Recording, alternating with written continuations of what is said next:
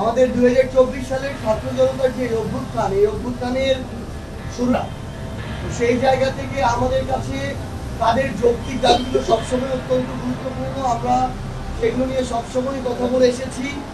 আজকেও আমরা এই গুরুত্বপূর্ণ বিষয়গুলোর মাঝে তাদের একটি অন্যতম গুরুত্বপূর্ণ বিষয়, যেটি নন ক্যাডার পদে নিয়োগ বিশেষ সংশোধন বিধিমালা 2025, যেটা মাননীয় প্রধান উপদেষ্টার স্বাক্ষরের এবং অনুমোদনের জন্য এবং গেজেট প্রকাশের জন্য অপেক্ষমান। আমরা সে বিষয়ে আমাদের এমসিপির পক্ষ থেকে অনুরোধ করেছি যেন সেটা খুব দ্রুত করা হয়।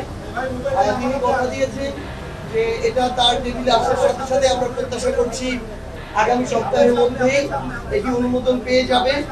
পাশাপাশি আমরা জনপ্রশাসন মন্ত্রণালয় থেকে পিএসসিতে 43তম বিসিএস এর যে নন ক্যাডার প্রার্থীদের জন্য অধিযাচিত পদসমূহে যেগুলো রয়েছে নন ক্যাডারের, সেগুলোতে যেন দ্রুততম সময়ে এই তাদের সুপারিশের জন্য প্রস্তাব করা হয়।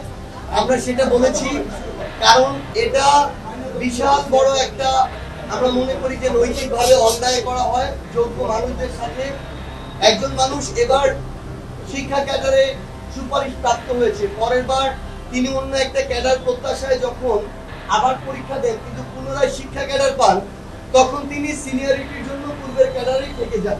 শিক্ষা ক্যাডার করে যে পদটি পেয়েছিলেন ওই পদটি খালি থাকে এবং তারপরেই যে যোগ্য মানুষটি ছিল তিনি ওই পদটা থেকে বঞ্চিত হন। এইরকম প্রত্যেকটা ক্যাডারেই দেখা যায়। আমরা মনে করি অতি দ্রুততম সময়ের মধ্যে এবং আগামী সপ্তাহে এই সমস্যার সমাধান করা প্রয়োজন। আমরা সেই বিষয় নিয়ে কথা বলেছি এবং মাননীয় প্রধান উপদেষ্টা আমাদেরকে আশ্বস্ত করেছেন তার কাছে এই ফাইল আসা মাত্রই, যেহেতু এটি যৌক্তিক বিবেচনা হয়েছে ইতিমধ্যেই, তিনি এই বিষয়টিতে অনুমোদন তার জায়গা থেকে প্রদান করবেন।